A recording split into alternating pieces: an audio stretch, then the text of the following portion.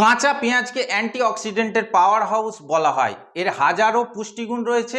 আমরা প্রতিদিন কাঁচা পেঁয়াজ খাই ঠিকই, কিন্তু এর স্বাস্থ্যগুণগুলো সম্পর্কে অবগত নই।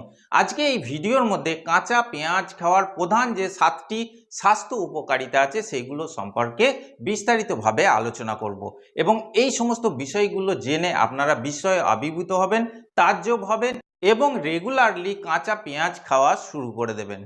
1 নম্বর হচ্ছে কাঁচা পেঁয়াজ আমাদের ব্রেনের হেলথকে ইমপ্রুভ করতে সাহায্য করে, আমাদের কনসেন্ট্রেশনকে ঠিক রাখে এবং স্মৃতিশক্তি অর্থাৎ মেমোরিকেও বুস্ট করতে সাহায্য করে।